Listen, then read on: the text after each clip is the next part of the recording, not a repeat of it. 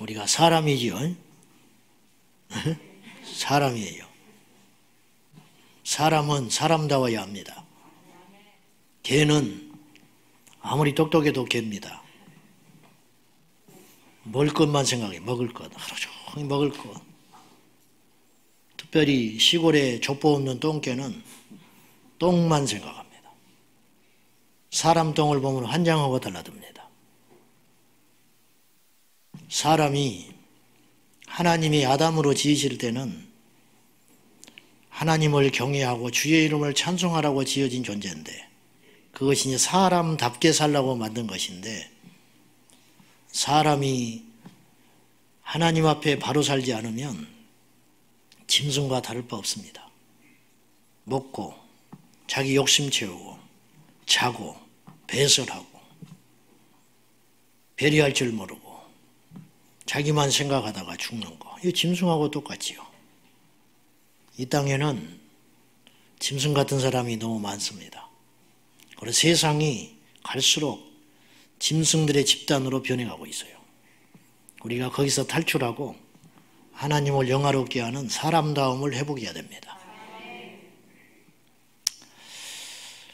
밖에 현수막을 걸어놨습니다. 제가 걸자고 했기 때문에 또 우리 교회가 또 걸어야 할 것 같았어. 그래서 뭐 수십 개가 지금 지원을 했는데 그 중에 2개가 됐어요. 2개. 2개가 이제 돼가지고 걸어놨는데 이번 주에 시상하려 합니다. 시상할 것인데 우리 유기춘 집사님하고 우리 양은정 집사님이 뽑혔어요. 전혀 비리가 없습니다. 공평하게 했습니다. 자, 한번 사진 한번 보세요. 교회 외벽에 붙여놨는데, 코로나보다 더 위험한 차별금지법 절대 반대. 요거예요. 이거 하나 했고요. 또 하나는 이거예요. 소수를 위한 차별금지법, 다수는 통곡한다. 이렇게 2개로 했습니다. 혹시 교회에 도움이 필요하시면 이것을 갖다 사용하셔도 되고, 또 저희들이 도와줄 수 있는 부분이 있다면 돕도록 그렇게 하겠습니다. 이 현수막을 걸면서 가슴이 참 아팠습니다. 교회는 저런 현수막 걸면 안 돼요. 심령 부흥회를 걸어야 되고, 여러분 힘내십시오 이런 거 붙여야 되는데, 어째서 국가시책에 반대하는 저런 저돌적인 현수막을 붙여야 되는 현실이 됐을까 도대체. 그러면서 이 현수막 붙이는 자유도 멀지 않았구나, 그런 생각을 해봤습니다. 낮에 붙이는데 지나간 분이 묻더래요. 이게 뭔데 이렇게 붙이고 반대합니까? 교회가 은으스럽지 못하잖아요. 안 믿는 자도 아는 거지요. 교회가 이런 정치적인 선동의 글을 거는 것이 궁금하기도 하고 조금 놀란 거지. 이게 뭔데 이렇게 반대를 합니까? 그러더랍니다. 그 설명을 했더니 깜짝 놀라더라는 거예요. 일반인들이 지금 몰라요. 여러분 오해하지 마시오. 내가 지난도 이야기했지만은 차별금지법은 교회 생존을 위해서 반대하는 게 절대 아닙니다. 3가지의 영역으로 우리가 짤막하게 딱 요약해서 설명을 할 수 있어야 돼요. 반대한다. 왜 그런데? 몰라, 그냥 교회에서 하니까 그래. 그렇게 하면 안 돼요. 3가지로 간단하게 이렇게 이야기해요. 첫째는 소수를 위해서 일반인이 차별받는다. 그게 그 중에 뭐냐? 그 중에 하나가 뭐냐면은 동성애인데, 동성애만 있는 게 아니고 뭐 이루 입에 담을 수 없는 갖가지 왜곡된 성, 행위 이런 것들에 대해서 일반인들이, 대다수는 그렇게 살지 않잖아요. 그러니까 일반인들이 그런 피해를 알리고 보호할 목적으로 이렇게 말하는 것에 대해서 자갈을 물게 하는 악법이다. 틀린 건 틀렸다고 말해야지 않냐.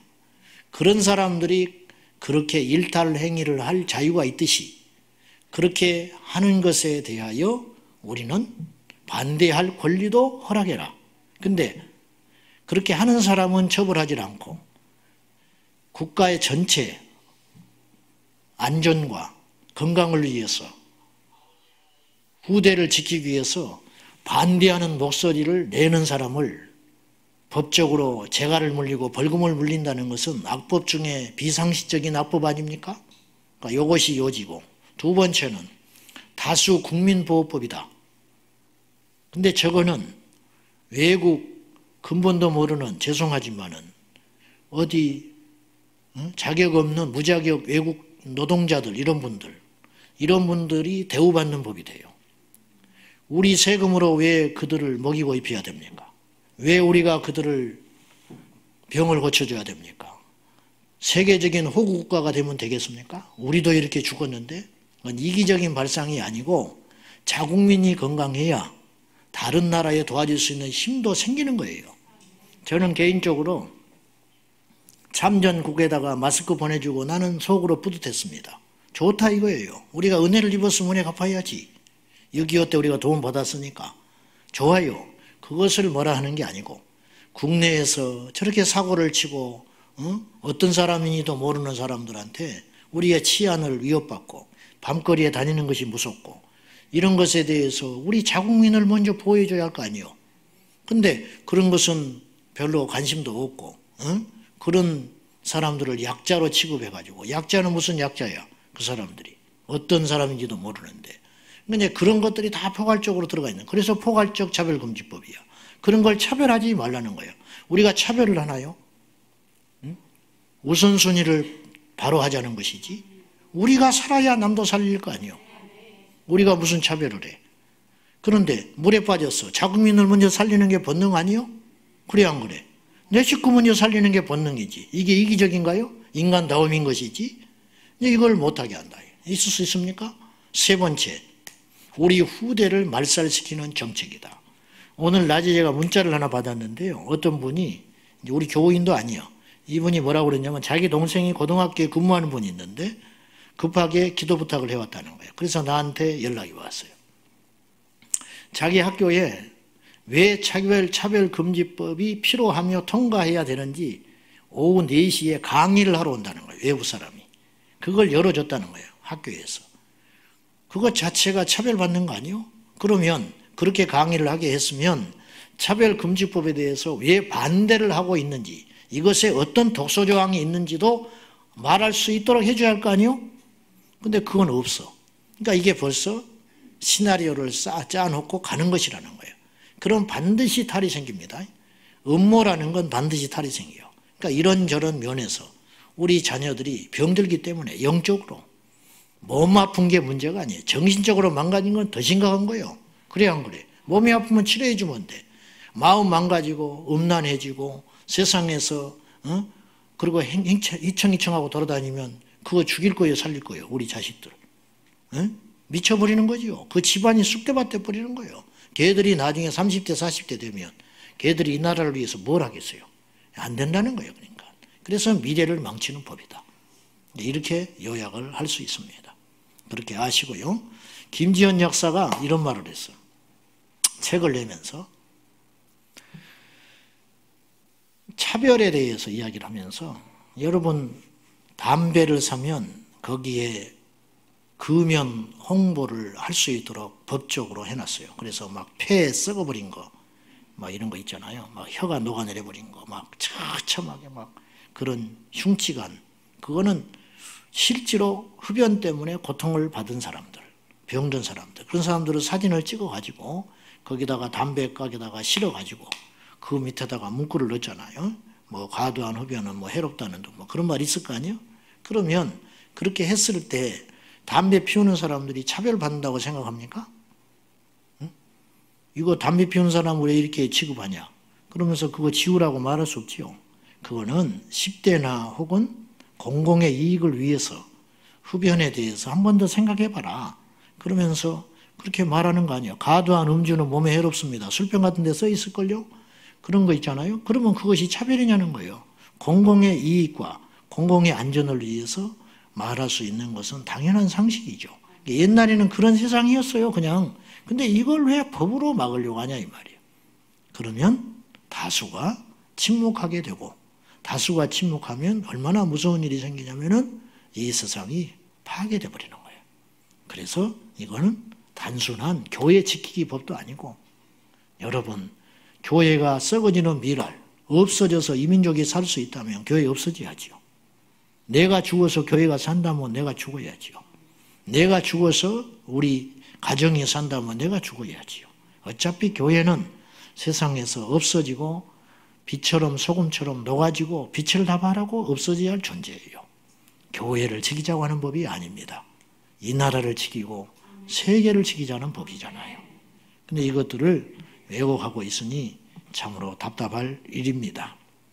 아무튼 더 뭐 말해봤자 우리 다 식구들 아는 이야기인데 이것에 대해서 여러분들이 기도를 많이 해 주십사. 이렇게 부탁을 드리면서 저 현수막을 볼 때마다 여러분이 한 번 더 다지고 또 기도하시고, 저는 이것이 시민운동으로 가야 한다고 생각해요. 그래서 차마다 붙여놓고 노란 리본 붙이듯이 가톨릭 신자들이 옛날에 김수환 추기경 얼굴 이렇게 붙여놓고 내 탓이요. 이거 굉장한 값입니다.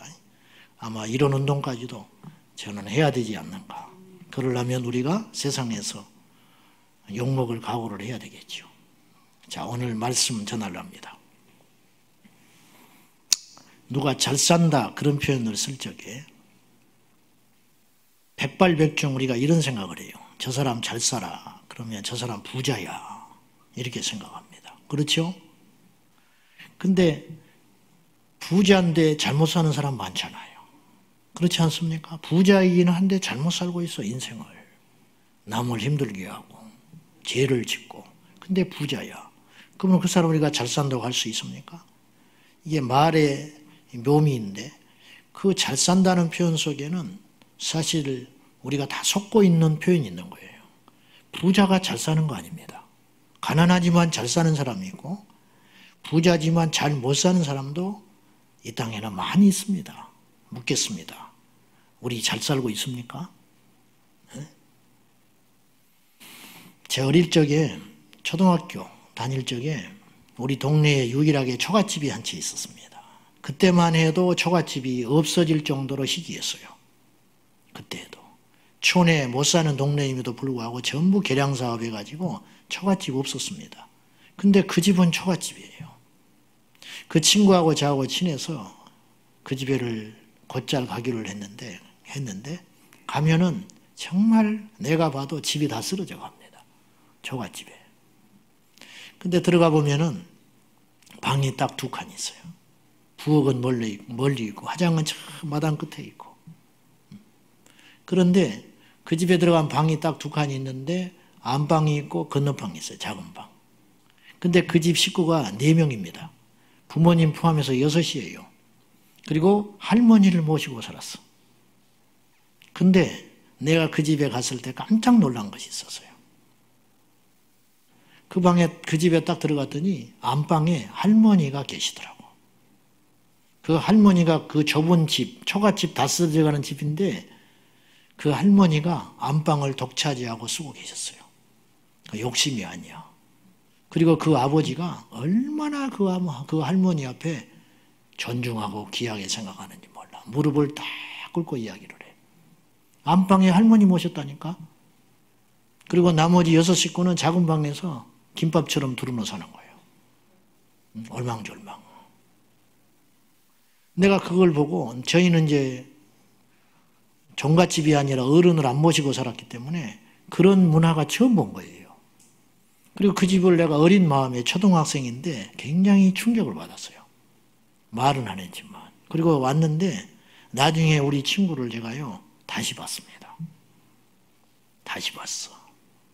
그리고 그 아버지를 내가 다시 봤습니다.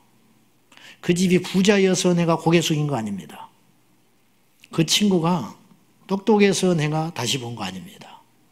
다른 건 내가 모르지만은 그 할머니를 한번 모시는데 안방을 내주고 그 6 식구가 좁은 데서 그렇게 살아가고 있는 걸 내가 보면서 이 집은 뼈대 있는 집이구나.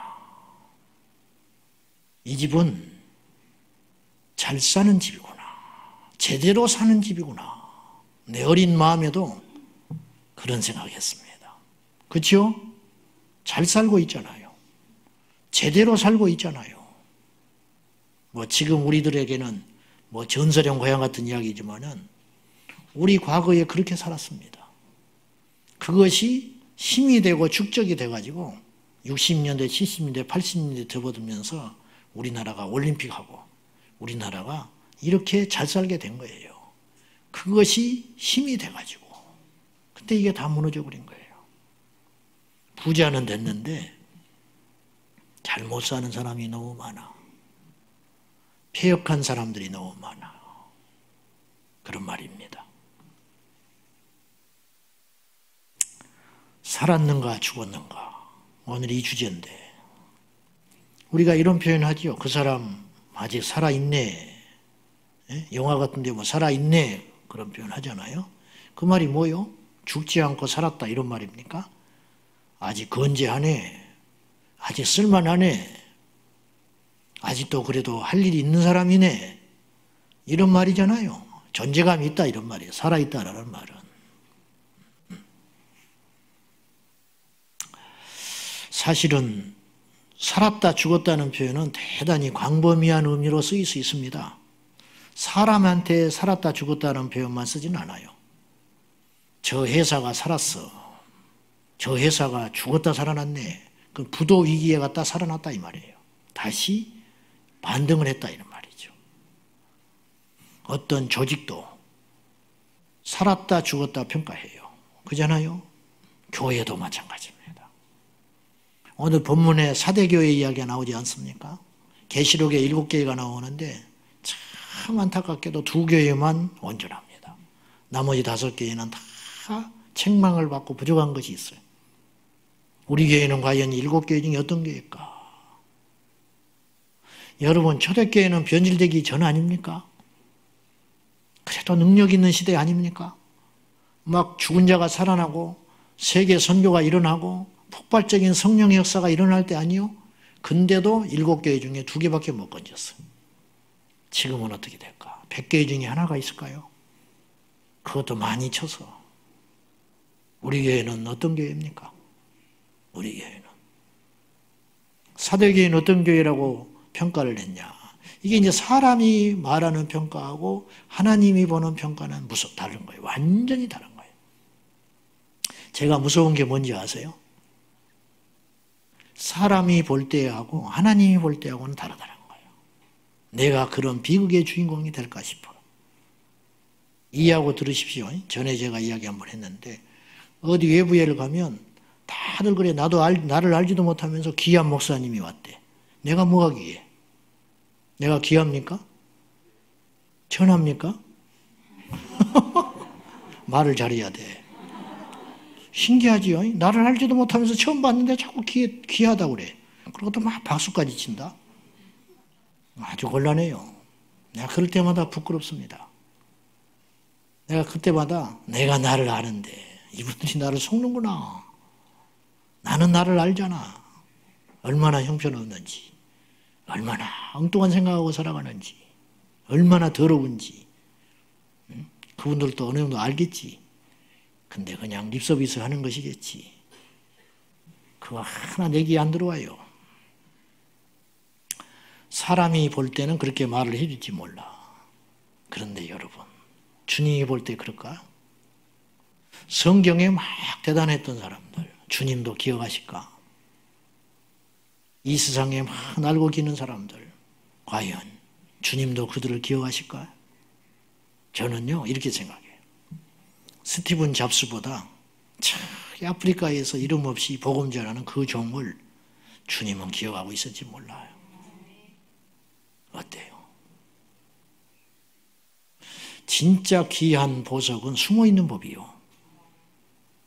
겉에 드러나는 건 흙덩어리야. 바위덩어리. 그 가치 없어요. 그거 어디다가 써먹어.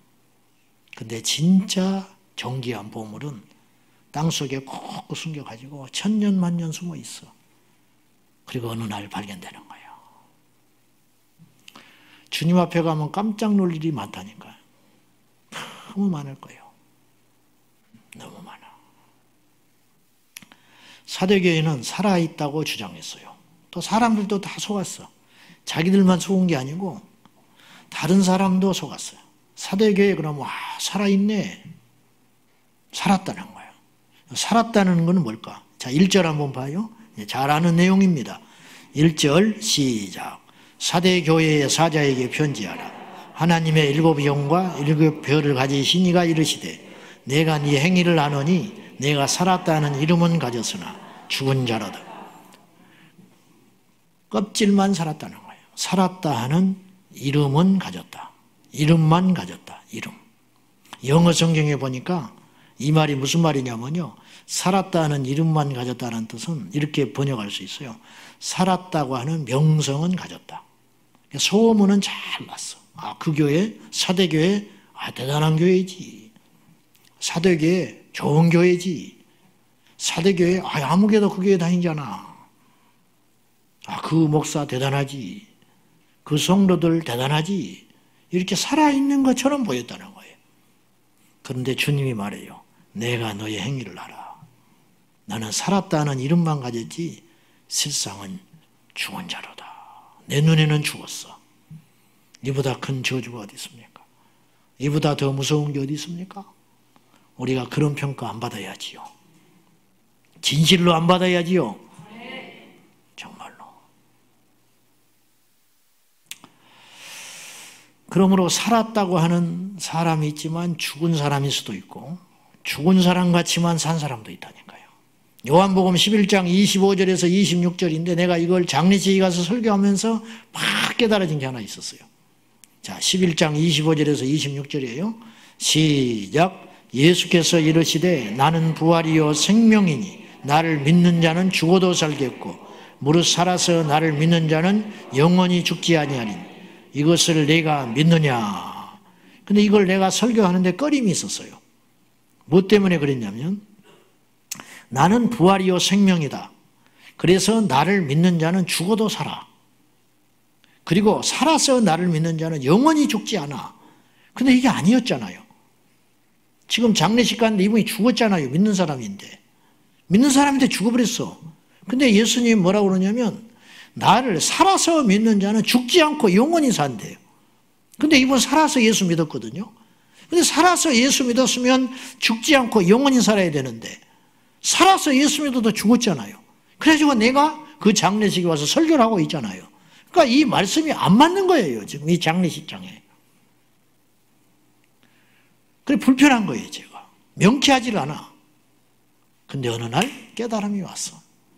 주님이 볼 때는 죽은 자가 아니구나. 내가 입간 예배 드리는 이 시간에 이분이 죽어서 누워있지만 주님이 절대 빈소리 하실 분이 아니니까 주님은 뭐 이만큼도 오류의 말씀을 하신 적이 없으니까 이 말씀은 사실이다. 우리가 지금 감당을 못하고 이해를 못하고 받아들이지 못하는 것뿐이지 주님은 진리를 이야기하셨고 차원 높은 이야기를 하신 것이다. 그러면 이 말을 어떻게 풀어볼까? 믿음의 사람은 죽은 것 같지만 죽지 않는 것이구나. 이걸 깨달은 거예요. 맞아요. 여러분은 익히 깨달았겠지만 나는 얼마 안 됐어. 죽었지만 산 자가 있고 살았지만 죽은 자가 있다니까요. 믿는다고 해서 다 믿는 것이 아니에요.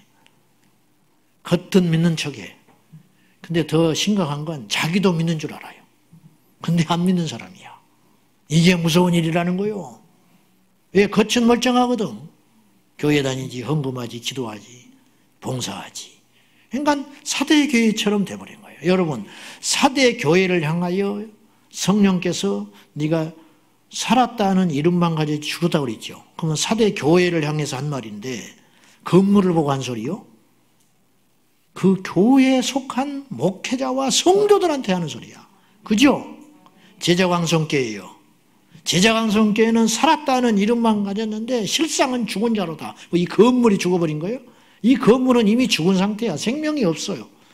이 건물에 드나드는 예수 그리스도를 구주로 믿는다고 자처하는 저와 여러분이 죽었다는 거예요.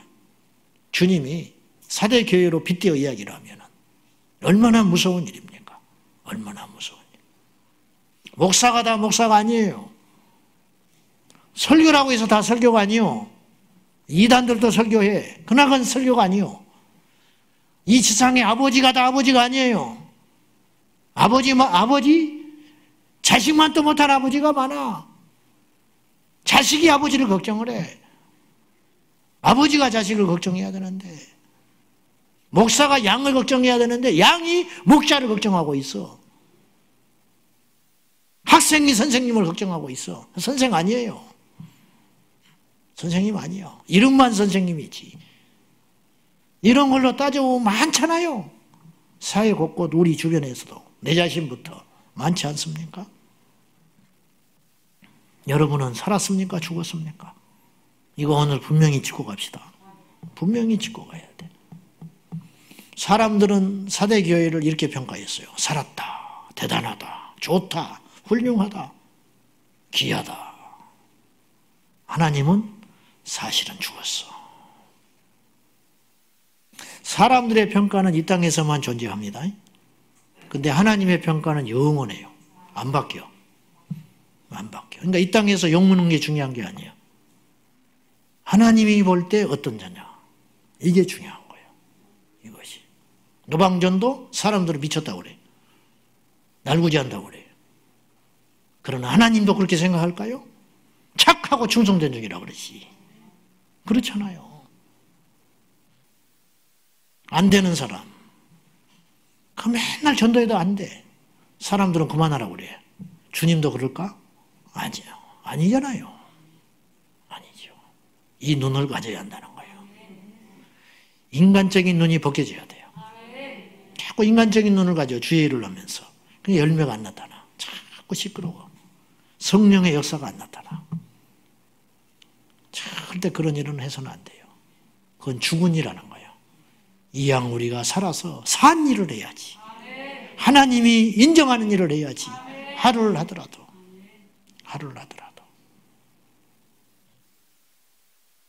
사람들은 영웅을 기억하고 사람들은 희생한 사람을 기억하고 인류를 구한 자를 기억하고 인류의 공헌한 자를 기억할지 모르지만은 우리 주님은 그렇지 않는다니까요. 히브리서 11장 4절이에요. 자, 시작. 믿음으로 아벨은 가인보다 더 나은 제사를 하나님께 드림으로 의로운 자라 하시는 증거를 얻었으니 하나님의 그 예물에 대하여 증언하십니다. 그가 죽었으나 그 믿음으로써 지금도 말하느니. 그러니까 요한복음 11장 25절 26절과 맥락이 같은 거예요. 살아서 나를 믿는 자는 영원히 죽지 않아. 아벨 죽었지요. 그런데 그는 그 믿음은 지금도 우리를 말을 하고 있어. 그 믿음은. 아브라함은 죽었어요. 그러나 아브라함은 우리에게 믿음으로 말을 하고 있어요. 그렇잖아요. 주님이 십자가에 달려 죽으셨잖아요. 근데 주님의 말씀은 살아서 오늘 우리에게도 역사하고 있잖아요. 어떻습니까? 그러니까 이런 존재가 돼야 한다는 거예요. 믿음의 존재. 부모님이 기도하다가 돌아가셨어. 자식이 그 부모를 기억하면서 나도 믿음으로 살아야지. 이럴 때 우리 어머니는 새벽 기도를 갔어요. 이럴 때 우리 어머니는 회개를 하더라. 이럴 때 우리 어머니는 기도원을 가더라. 이럴 때 우리 어머니는 이불을 둘러쓰고 철야 기도를 가더라. 그것이 말을 하고 있는 거예요. 지금도. 그분은 갔는데 그분의 믿음은 지금도 말을 하고 있다. 이러한 믿음의 족적을 남겨야 한다는 거예요. 남기려고 해서 남기는 게 아니라 믿음의 사람은 믿음을 남기고 가는 거예요. 더러운 사람은 더러움을 남기고 가고 죄인은 죄를 남기고 가고 의로운 자는 의를 남기고 가는 거예요. 우리 주님은 십자가를 남기고 가셨잖아. 우리는 무엇을 남기고 갈 것이냐. 그 남겨놓은 것이 이 땅에서 영원히 없어지지 아니하고 새하지 아니하고 살아 역사한다. 이것이죠. 이것. 다니엘서 12장 2절과 3절이에요. 자, 시작. 땅의 티끌 가운데에서 자는 자 중에서 많은 사람이 깨어나 영생을 받는 자도 있겠고 수치를 당하여서 영원히 부끄러움을 당할 자도 있을 것이며 지혜 있는 자는 궁창의 빛과 같이 빛날 것이요 많은 사람을 옳은 대로 돌아오게 한 자는 별과 같이 영원토록 빛나리라. 이 땅은 없어질지 모르나 주님의 나라에서는 영원히 빛난다. 이 땅의 티끌 가운데에서 만들어진 인생 중에 두 종류가 있다는 거예요. 많은 사람이 깨어나 영생을 받는 자도 있을 것이지만 어떤 사람은 수치를 당하여 영원히 부끄러움을 당할 자도 있을 것인데 우리는 어떤 존재가 되어야 되느냐? 많은 사람을 옳은 길, 생명의 길 주님께로 인도하여 우리 모두가 이 땅에서는 없어지지만 하나님 나라에 가서는 영원히 쇠하지 않는 멸관을 쓰고 별과 같이 빛나는 존재가 되어야 되지 않느냐. 이렇게 우리에게 소망을 주고 있는 것입니다. 적용을 해봅시다. 우리는 살았는가 죽었는가? 우리 교회는 살았는가 죽었는가? 교회가 죽었다. 그 안에 있는 성도들이 죽었냐 살았냐? 이 말이죠. 자, 그러면 우리가 먼저 고민할 건 이거예요. 우리들에게 잠재된, 내재된 사대교회와 같이 그런 착각들, 실상 죽었지요. 죽었잖아. 사람들이 말하는 거 필요 없다니까요.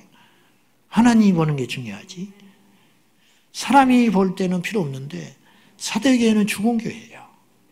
그들은 지금 몰라요. 근데 우리는 알게 됐어. 성령 안에서. 사대교회처럼 착각하는 거. 실상은 죽어버렸는데 살아있다고 착각하게끔 하는 그런 착시 현상을 불러오는 함정은 뭔가? 차라리 본인이 죽은 줄 알면 회개할 수 있어요. 네. 차라리 본인이 부족한 줄 알면 채울 수가 있어. 차라리 자기가 지옥 간 줄 알면 하나님을 찾는 거예요. 근데 지옥 가는 줄을 몰라. 그 인간이 겁없이 살아가는 거예요. 여러분, 하나님 만나지 않으면 지옥 갑니다. 무슨 방법이 있겠어요? 회개하지 않으면 그 죄값 받습니다. 어떻게 그걸 감당을 해요? 지옥은 존재해요. 불구덩이 존재. 저는 이 땅에서 큰 소리 친 사람일수록 지옥 가서 못 견딜 거라고 봐. 원래 그러는 법이거든요. 원래 그러는 법이야. 지옥이 얼마나 무시무시한 곳인데. 지금 밥이 넘어갑니까? 잠이 옵니까? 지금 다른 사람 걱정할 때입니까? 내 영혼이 어찌 됐지? 이거 정말 내 영혼이 지금 살았냐 죽었냐? 내 영혼이 산 자가 영원히 삶으로 들어가는 거고 내 영혼이 죽은 자는 죽음으로 가는 거예요. 두 종류가 있다고 그러잖아요. 다니엘서 12장에. 티끌 가운데 인생이 만들어져서 두 종류가 있다. 영원히 회개하여 주께로 돌아와 사는 자가 있고 그렇지 아니하고 끝까지 회개하지 않고 강팍하게 굴다가 부끄러움을 당하는 자도 있다. 이렇게 명백히 갈라진다고 말을 하고 있잖아요.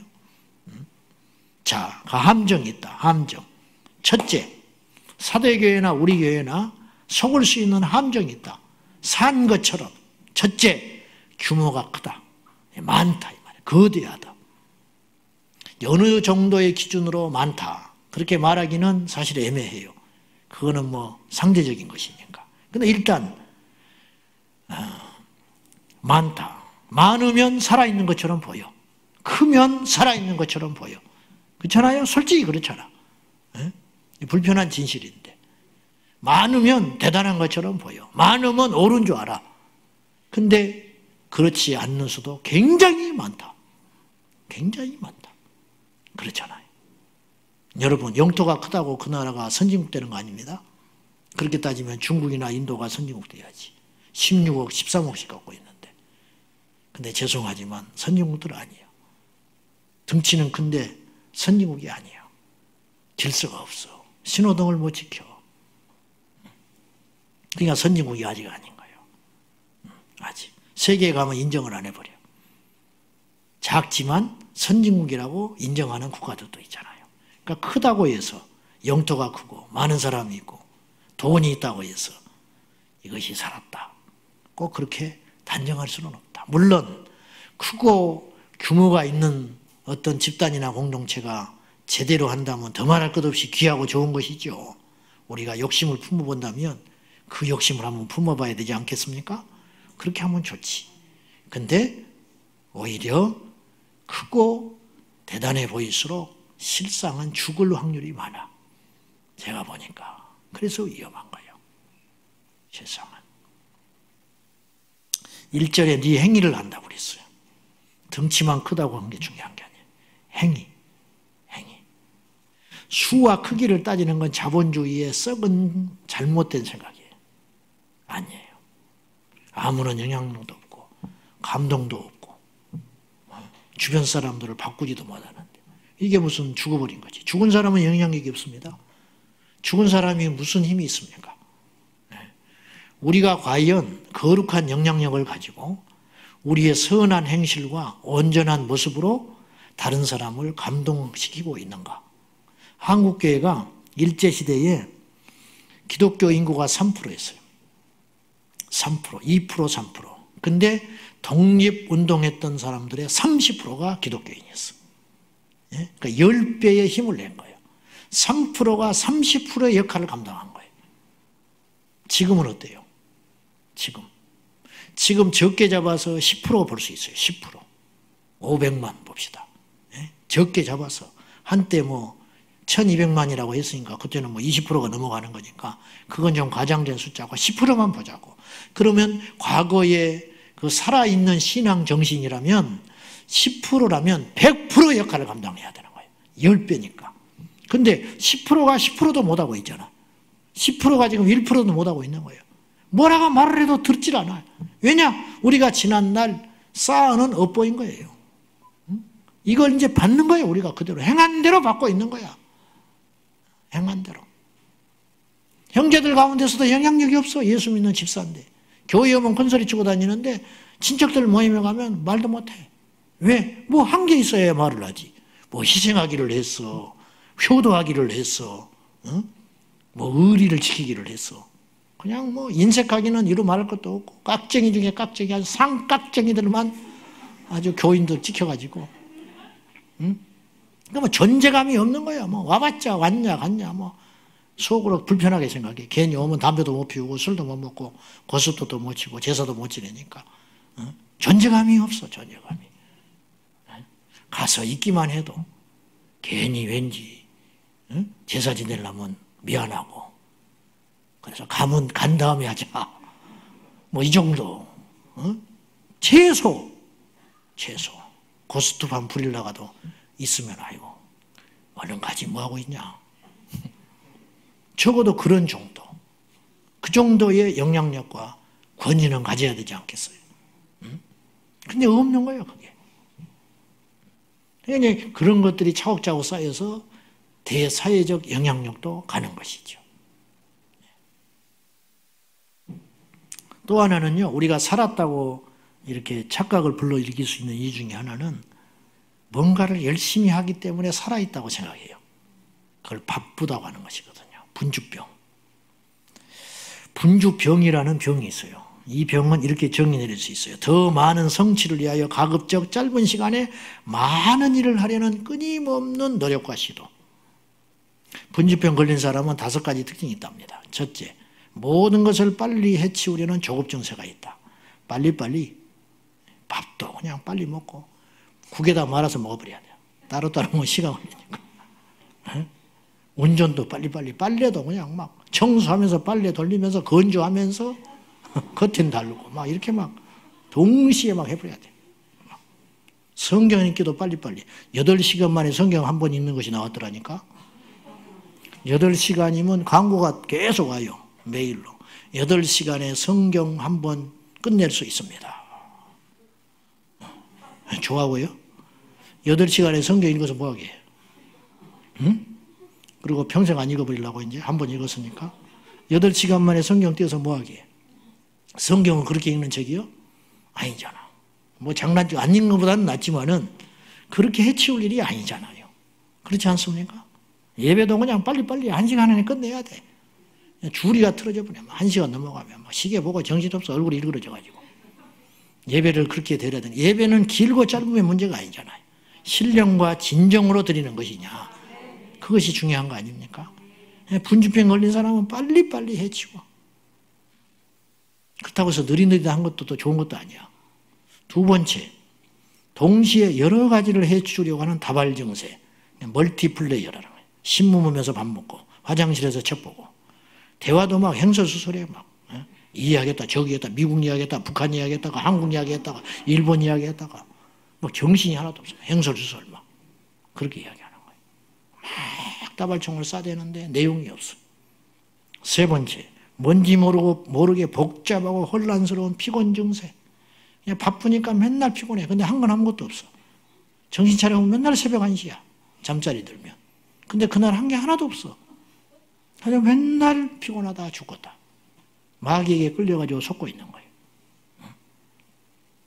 뭔가 복잡해. 책도 제대로 한 권 다 읽어본 적이 없어. 이 책 읽었다 저거 읽었다가 앞에 서문만 두세 장 읽고 말고 두세 장 읽고 말고 맨날 창세기만 그러면 달달달 읽다가 말고 출애굽까지 넘어가지를 않아. 창세기만 그냥 색깔이 바래져 있어. 침 떨어져 있고. 네 번째, 모든 것을 다 잘해야 된다는 완벽 증세. 이것도 분집병 중에 하나래요.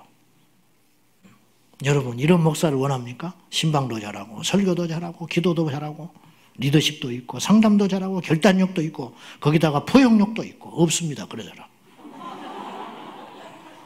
없어. 그런 사람을 원하지요. 여러분들이 원하고 있잖아. 여러분 이런 부교육자를 원하지요. 설교도 잘하고 얼굴도 잘생기고 거기다가 사랑도 넘치고 거기다가 또 철저하기도 하고 젠틀하고 다정다감하고 용기 있고 의롭고 또 어느 때는 기도원도 하고. 없습니다. 그런 사람 없어요. 한 가지만 잘해도 되는 거야. 한 가지만 잘해도.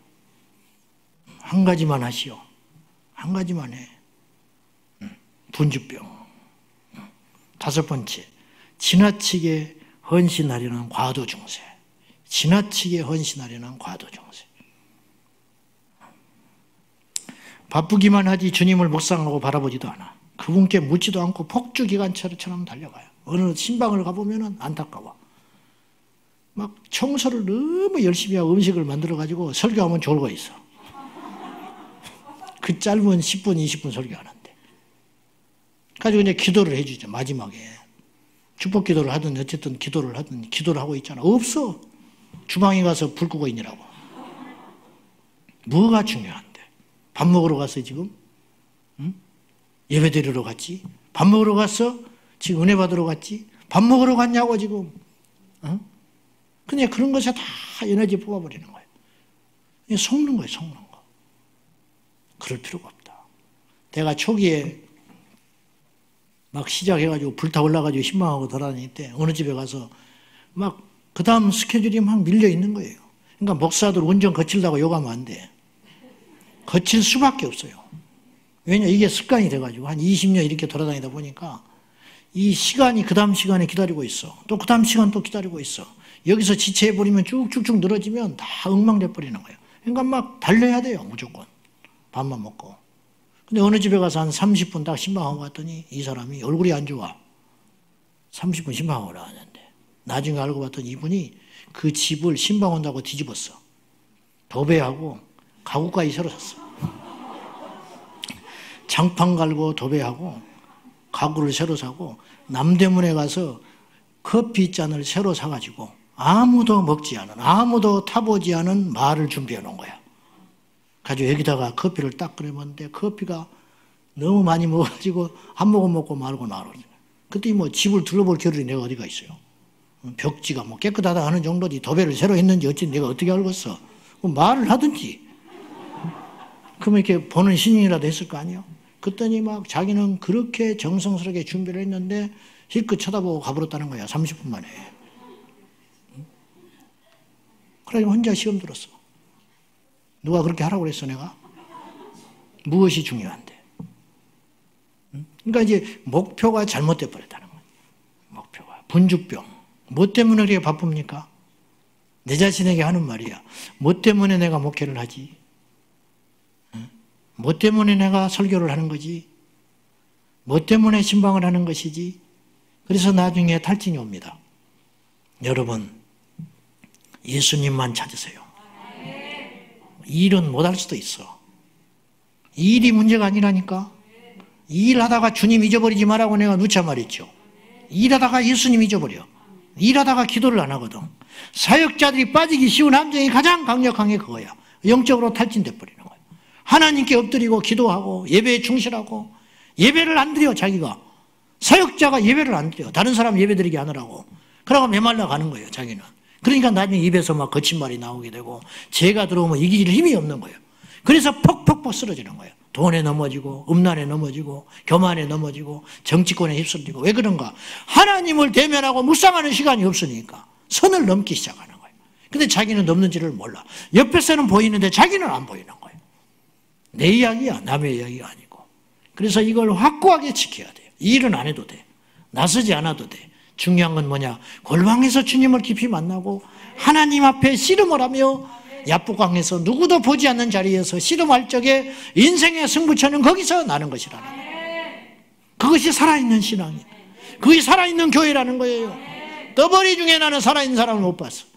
여기저기 휘젓고 돌아다니는 그리스도인 중에 건강한 그리스도인을 보지를 못했어요.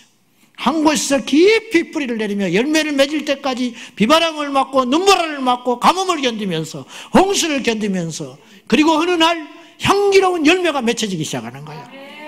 그걸 모르고 오도방정을 떨고 사방천지 간섭하고 돌아다니고 이것저것 사람이 마땅히 자기 생각할 것 이상을 생각하면 안 되는 거예요. 다 잘할 수 없어. 다 관여할 수 없어. 하나님이 우리 교회에 허락하신 일이 있어요. 그것만 하면 돼. 그것이 살아있는 것이다. 사랑하는 여러분, 주님 놓치지 마세요. 주님 잊어버리면 아무것도 없어. 그래서 시험이 오는 거예요. 그래서 불평이 나오는 거예요. 주님이 없으니까. 주님이 막으시면 안 가야지 어떡하겠어. 뭐하러 그렇게 길을 쓰고 가다가 스스로 자빠져가지고 시험 들어가지고 한 해 한 해 도와주네 안 도와주네 그 짓을 하고 있냐 이 말이야. 여기까지구나. 그리고 주님을 찬송하고 그 자리에 있으면 돼. 그러면 그 다음에 누가 와서 또 가는 거야. 그렇게 가는 거예요. 그렇게 하나님의 나라는 이루어가는 거예요. 할렐루야. 내가 분명히 지금 하나님과 여러분 앞에 예배 시간에 이야기하는 것이지만 저는 나서기를 싫어하는 사람입니다. 착각하지 마셔. 절대로 난 그런 사람 아니에요. 나는 피곤해 죽겠어. 너무너무 나는 싫어요. 정말 누군가 같이 합력해서 그분이 앞세우곤 하는 뒤에 가서 가방만 들고 다니면 좋겠어. 내 진심이야. 정말이요. 난 체질이 그런지 몰라도 내가 만난 하나님은 그런 하나님이지 그런 건 아니다. 이렇게 여겨집니다. 뭐라고 표현할 길이 없습니다. 바쁘면 자기가 살아있다고 생각해요. 바쁘면 자신이 중요한 존재라고 쓰임받고 있다고 착각해요. 그렇지 않아요. 세 번째, 첫째는 크다. 두 번째 바쁘다. 세 번째, 행함이 없는 추상적인 구호만 외치는 무성한 믿음. 1절에 다시 반복해서 이야기하지만 주님은 뭘 봤느냐? 행위를 본다고 그랬어요. 내가 네 행위를 아노니 너는 살았다는 이름만 가지지 실상은 죽은 자다. 실체는 죽었어. 움직이질 않아. 실제는 나타나질 않아. 실제는 하지 않아. 말만 하고 있다. 말만. 옳은 말 하는 사람은 그 사람이 옳은 사람인 줄 알아요? 아닙니다. 옳은 소리를 듣고 있으면 자기도 옳은 부류에 들어가고 있는 줄 알아요? 그렇지 않아요. 뭐 차별금지법, 뭐 동성애 뭐 이렇게 이야기하니까 뭐 우리가 막 여러분이 그래 나도 차별금지법 그러는 것 같죠? 그렇지 않아요. 실상 막아야 돼. 막아내지를 못하면 무슨 필요가 있겠어? 막아야지. 막아내지 못하는데 무슨 필요가 있겠어? 잠언서 16장 7절 봐요. 자, 시작. 사람의 행위가 여호와를 기쁘시게 하면 그 사람의 원수라도 그와 더불어 화목하게 하시면. 여기서 주목해야 할 단어가 있어요. 사람의 행위가 여호와를 기쁘게 하는 것이 핵심이죠. 근데 입으로 기쁘게 하라고 하지 않았어요. 마음으로라고 하지 않았어. 행위가, 이걸 주목하셔야 돼. 사람의 행동이, 그 삶이 하나님을 기쁘시게 하면 그 사람에게 어떤 은혜가 임하냐면 원수라도 화목하게 해주신다. 하나님이. 말이 아니에요. 행함이, 행동이. 그러니까 예수 믿는 사람들이, 특히나 설교를 많이 하는 저 같은 부류의 사람들이 말만 살아있을 경우들이 참 많아요. 이게 문제라는 거예요. 빨리 우리가 돌이켜서 죽은 신앙이 아니라 살아있는 신앙으로 이 밤에 반등하시기를 축복합니다. 반등해야 돼. 공허한 이론, 헛된 주장만 가득한 쓸모없는 조직하다가 실상은 전도도 못하고 실상은 사랑하지도 않고 실상은 열매도 없는, 내실 없는 그리스도인들이 이 땅에 너무 많아요. 프란시스 첸이라고 이 사람이 지옥은 있다라는 책을 썼어요. 또 그 책을 봐봤는데 이분이 중국계 미국인입니다. 목사인데 자기 집 거실에서 교회를 개척을 했는데 5천 명이 모이는 교회가 됐어요. 대단한 겁니다. 이거 남일 같이 보이지만 엄청난 겁니다. 집에서 자기 식구들하고 교회를 개척을 했는데 미국에서 그것도 인종차별이 없겠어요. 중국계인데 이 프란시스 첸 이 사람이 5천 명의 목회를 하는 목사가 됐다. 이건 놀라운 일입니다. 그쯤 되면 이제는 누리려고 하고 이제는 자기의 성을 쌓으려고 하고 주저앉으려고 할 거예요. 근데 이분은 살아있는 목사였어. 어느 날 자기 교회의 실체를 봤어요. 자기 교회가 죽도록 열심히 목회해서 그만큼 일어났는데 어느 날 보니까 자기 교회가 죽어 있었어. 죽어 있었어. 세상에서는 엄청난 일들을 해내는 성도들이 숫자가 많으니까 많이 있는데 교회 안에 뭐 쟁쟁하는 사람들이 또 모여 있지 않았겠어요. 죄송한 표현이지만은 그런데 단지 교회에 와서 1시간 앉아있다가 그냥 가는 것으로 많은 거야. 이 사람들이 이렇게 살아서는 안 되는데. 그러니까 죽은 거야. 자기 눈에는 볼 때. 제자는 서로 사랑하는 것이라고 성경에 직접 간접으로 50회나 거론을 했는데 자기 교회 성도들도 어느 날 보니까 사랑하지를 않아. 좋아하는 사람들끼리만 끼리끼리 사랑하지 정말로 괴롭히거나 혹은 힘들거나 무시를 당하거나 그러면 똑같아. 세상 사람들하고. 서로 질시하고 얼굴색이 변해버리고 미워하고 파당을 짓고 그런 것들을 자기가 수없이 설교를 했는데도 불구하고 안 변해. 그걸 자기 교회 안에서 어느 날 보는 거예요. 그러다가 어느 날 어느 성도 하나에게서 이런 말을 들어요. 저는요, 목사님, 고아원에 있다가 입양된 자식 같아요. 이런 말을 하는 거예요. 이 말이 무슨 말이냐면 나는 데려다 놓은 자식 같아. 그냥 교인일 뿐이지 나 하나 없어져도 누구 하나 관심도 안 가질 것 같다. 우리 교회도 가끔 내가 그런 소리 듣거든요. 어제도 여전히 부끄러운 얼굴이지 내 얼굴에 침 뱉기지만은 이제 갑자기 이제 사람들이 오시게 되니까 그런 변명도 통할 필요가 없지만은 여전도 회원들하고 식사를 했는데 임원들하고 그런 이야기를 하는 거예요. 여전도에서 챙겨주니까 교회를 몇 달 다니는데 누구 하나 자기를 챙겨주지 않았다는 거예요. 나는 너무 부끄러웠어. 그 말을 들을 때. 내 목회가 이게 무엇인가? 나는 이거밖에 안 되는가?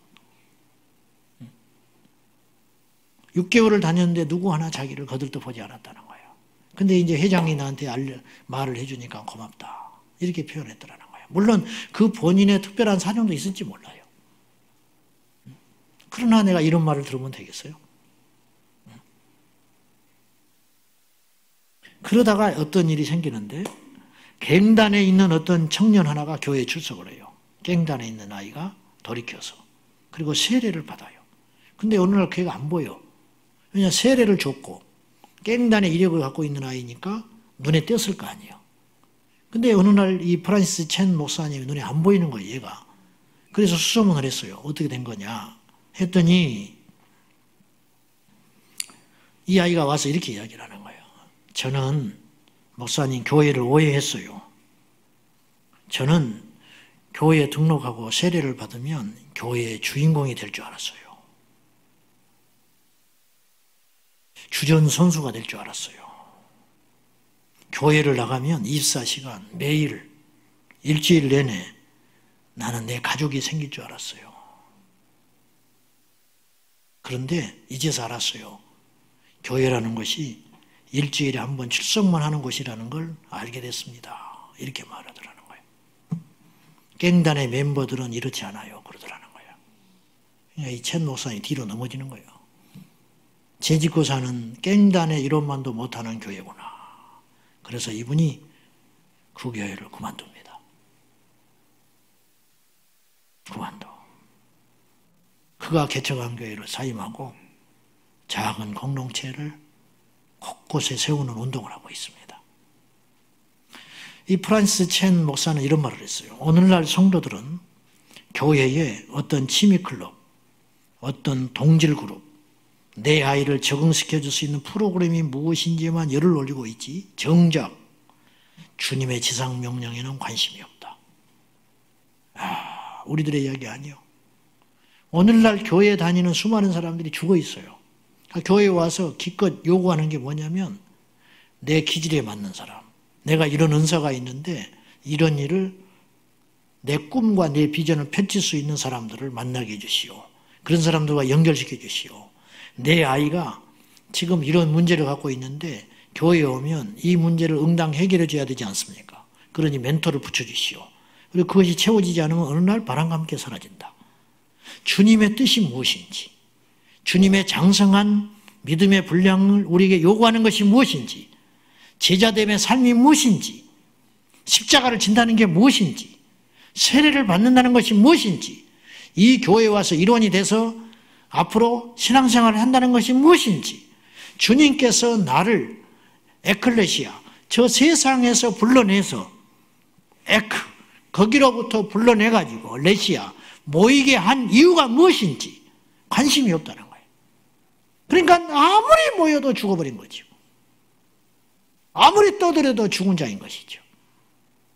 그래서 살았다는 이름 허울은 가졌지만 멋지고 화려한 조명과 기가 막힌 뮤지션들과 달콤한 설교들이 난무하고 있지만 실상 우리 영혼은 회개한 적도 없고 각성한 적도 없고 그리스도의 제자가 되기 위하여 희생한 것도 없고 내가 좋아하는 취미그룹 그것만 눈부라리고 찾아다니면서 내 욕망과 내 욕심과 내 어떤 것들을 만족시켜줄 수 있는 공동체, 그리고 그것이 채워지지 않을 때는 온갖 이야기를 퍼붓고 자기의 새로운 아지트를 하여 떠나버리는 그러한 떠도는 유목민 그리스도인들이 이 땅에 얼마나 많으며 그런 사람들은 점차 많아질 것이다.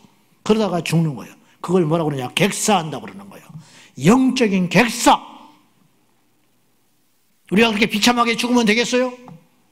예배를 안 드리는 게 아니라니까요. 교회를 안 나가는 게 아니라니까요. 예배 드리고 교회를 나간다고 번듯하게 겉은 살아있는 듯 하지만 그는 영적 고아다.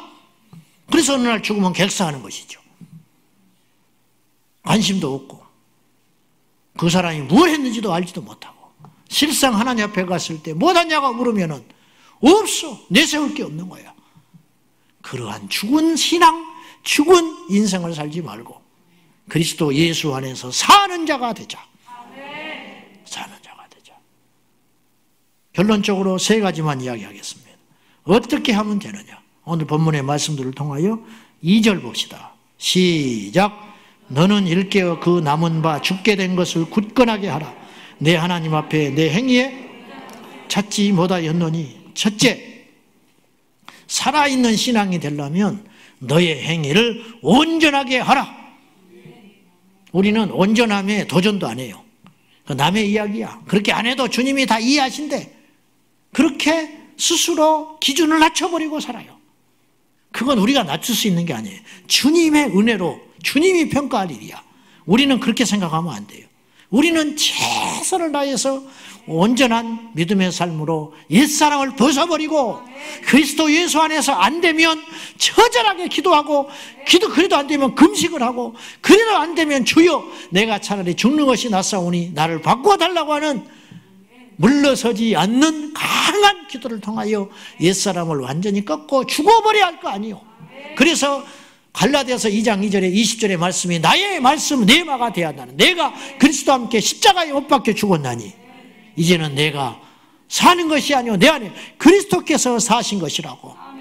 그래서 사람들로 하여금 옛날에 내가 아니다, 어쩌면 이럴 수가 있는가, 덧칠하는 인생이 되지 말고 바닥을 다 까내버리고 벗겨내버리고 새로운 도색을 하는 믿음의 사람이 되어야 한다, 이런 말입니다. 원래 그런 사람이니까 그런 식으로 예수를 믿는, 게으른 사람은 게으르게 예수를 믿고 부지런한 사람은 부지런하게 예수를 믿고 급한 사람은 급하게 예수를 믿는 것이 아니라, 그런 것이 아니고 완전히 파헤쳐서 새로운 피조물로 거듭나서 온전한 삶을 향하여 나아가는 살아있는 생명의 역사가 오늘 저와 여러분에게 있기를 예수님의 이름으로 축원합니다. 오늘 밤에 반등의 밤이 되어야 한다. 두 번째, 회개해야 됩니다. 회개. 3절 시작. 그러므로 내가 어떻게 받았습니까? 어떻게 들었는지 생각하고 지켜 회개하라. 만일 일깨지 아니하면 내가 도둑같이 이르리니 어느 때에 내게 이르는지 내가 알지 못하리라. 회개하지 않는 자는 주님이 언제 올지도 몰라요. 자, 여러분, 그냥 그렇게 믿는 것이 뭐 회개할 죄입니까? 오늘날 이게 문제라는 거예요. 살았다는 이름만 가졌는데 실상은 죽었다. 뭐 그럴 수 있는 것이지 뭐. 언젠가는 되겠지. 근데 오늘 성경엔 성령은 그렇게 말하지 않아요. 이 회개라는 말은요, 죽고 사는 문제를 다룰 때 회개라는 말을 써요, 주님이. 그래서 회개하라, 천국이 가까이 왔느니라 그러거든요. 회개하지 않으면 내치리라 그랬어요. 회개하지 않으면 죽여버린다는 거예요. 회개하지 않으면 버려버린다는 거예요. 회개하지 않으면 불태워버린다는 거예요. 그러니까 회개라는 말을 쓸 때는 생사가 오갈 때 회개라는 말을 쓰는 거예요, 사실은. 영적으로. 근데 오늘 주님이 우리에게 요구해요. 살았다는 이름만 가졌지만 실상은 죽어버린 신앙 공동체라면 그것은 돌이키면 되는 문제가 아니고 회개해야 할 문제다. 그건 죄다요, 죄. 죄. 죽는 신앙은 죄다, 죄. 신앙의 색채가 아니고 나중에 어떻게 되겠지라고 안일하게 생각하면 죽는 거다는 거예요. 여러분, 죽어버리는 것은 회개해야 할 문제라는 거예요. 사는 자로 회개해야 된다 이런 말입니다. 아멘. 심각하게 여겨야 돼요. 생명 없는 신앙을 심각하게 여겨야 한다니까요. 잠자는 신앙을 심각하게 여겨야 돼요. 이런 메시지를 많이 들었기 때문에 혹시라도 면역이 생겨가지고 또 그러는구나 그렇게 여기지 말고 회개해야 할 문제를. 회개. 마지막, 옷을 정결하게 하라. 4절 시작. 그러나 사대에 그 옷을 더럽히지 아니한 자 몇 명이 내게 있어 흰옷을 입고 나와 함께 다니니 그들은 합당한 자이뇨. 몇 명만 살았어요, 사대교회. 몇 명만 산 거야. 우리 교회도 다 살면 좋은데 몇 명만 살았는지 그건 몰라. 주님만 아시는 일이야. 흰옷을, 영적으로 흰옷을 입었다. 거룩한 자다. 거룩한 자. 누가 거룩한지 거룩하지 않은지는 몰라. 우리 속에는 무엇이 있는지 나만 알아. 주님과 나만 알아. 여러분의 옷이 더러워져 있는지 몰라. 그 시커먼 옷을 입고 앉아있잖아 지금. 흰 옷을 입어야 돼. 주일날 전부 흰 옷 입고 오시오. 그럼 이 주변 사람들이 미쳤다 그러겠지. 영적인 흰 옷을 입자. 더럽혀지지 않는 흰 옷. 그것이 살아있는 자다. 말씀 맺으랍니다. 사랑하는 여러분, 사는 자가 됩시다. 살았다는 이름만, 명맥만 그리스도인이다, 교인이다, 집사다, 목사다 하지 말고 주님 나라 가면 그건 아무것도 아니라고 그랬어요. 없어요. 직분 없어지는 거예요. 오직 하나만 남아요. 하늘의 별과 같이 빛나는 존재가 될 거냐, 부끄러움에 처하여 지옥의 심판을 받을 것이냐, 이 둘 길로 쫙 갈라져 버린 것밖에 없으니 우리 모두가 죽는 자가 되지 말고 이 밤에 예수님 만나서 사는 자가 되시기를 축원합니다. 어디서부터 믿음이 떨어졌는지, 어디서부터 죽게 됐는지 그것을 여러분 이 밤에 잘 관찰하셔서 그 자리로 가시기를 축복합니다. 기도합시다. 우리 주님 만나야 돼요. 성령의 평가가 얼마나 냉정한지 보시라고. 살았다 하는 이름만 가졌지만 실상은 죽었다.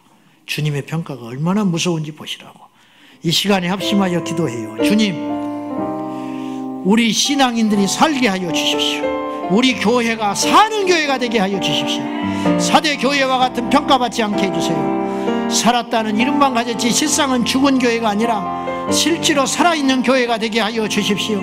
실제적인 생명 있는 교회가 되게 하여 주십시오. 우리 주님 부르고 간절히 기도합니다. 주여, 주여,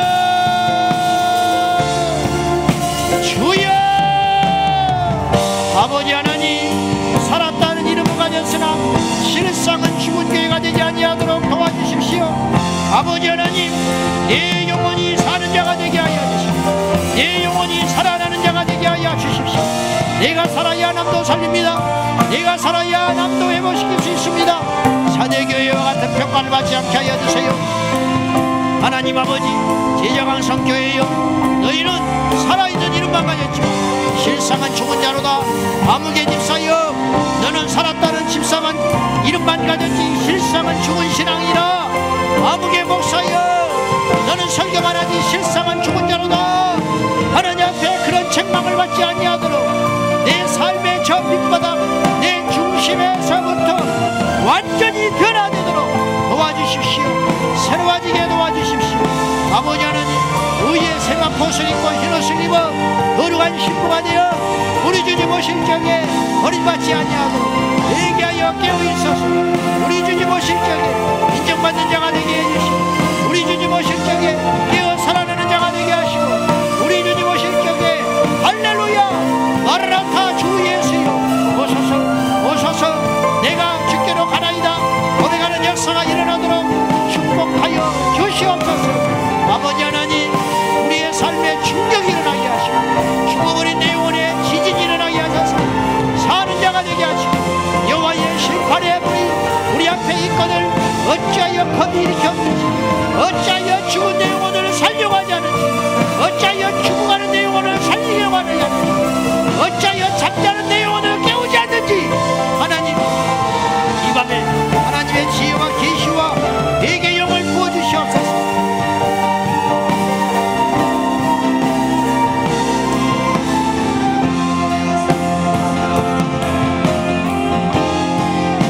하나님 아버지, 우리 교회가 저희 자신들이 사대 교회처럼 실상은 죽어버렸는데 혹시 살아있다고 여기는 자들은 아닙니까? 하나님 아버지, 다시 한번 생각합니다. 다시 한번 십자가 앞에 갑니다. 다시 한번 주님의 엄중한 말씀 앞에 우리 자신들을 갖다가 대겠습니다. 사람이 살았다면 뭐 하겠습니까? 내가 살았다고 주장하면 뭐 하겠습니까? 우리 주님이 볼 때 살아있다고 얘기해야지, 우리 주님이 볼 때 인정하는 믿음이어야지.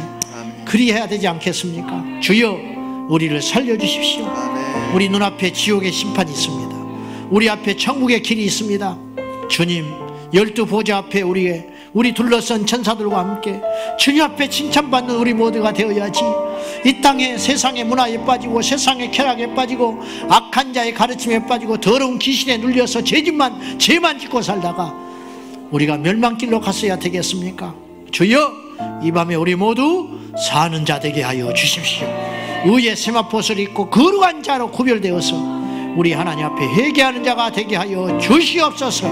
이 밤에 회개 영을 더하여 주시고, 우리 입에서 통성의 기도가 터져나오게 하시고, 우리 눈에서 눈물이 터져나오게 하시고, 우리의 심령에서 애통함의 역사가 일어나게 하여 주옵소서.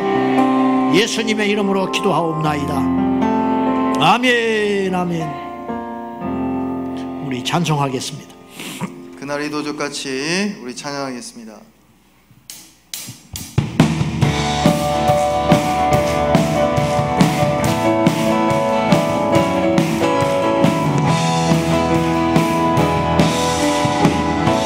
그날이 도적같이,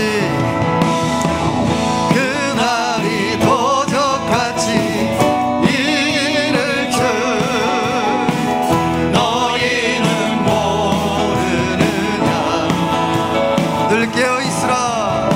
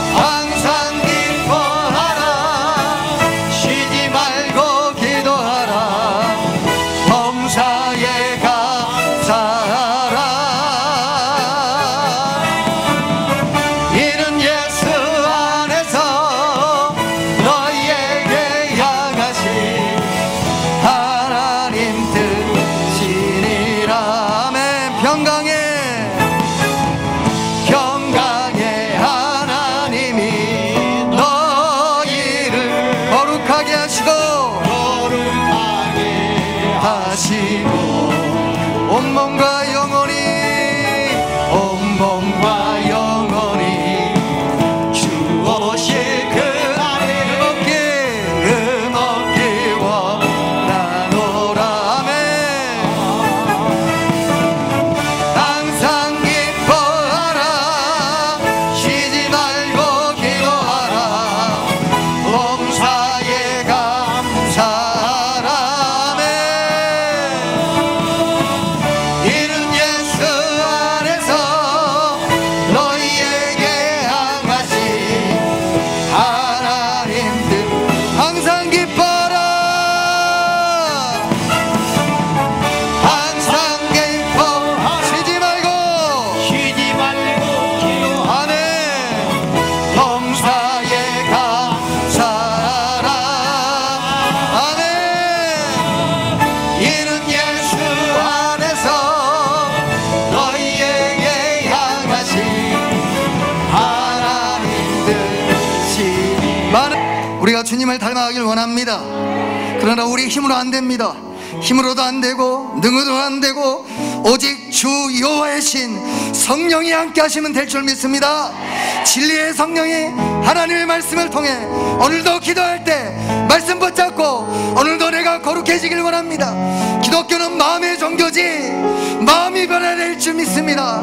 하나님, 내 마음에 해기치 않은 죄악들, 하나님 앞에 부서지지 않은 자아들 오늘 앞에 내놓고 부서지길 결단합니다. 부서지길 결단합니다. 죽기를 결단합니다. 이 밤에 성령이여 임하소서 부르짖게 하시고 깨어있게 하시고 하나님 함께 해달라고 우리의 주여 세워 부르짖고 기도합니다. 주여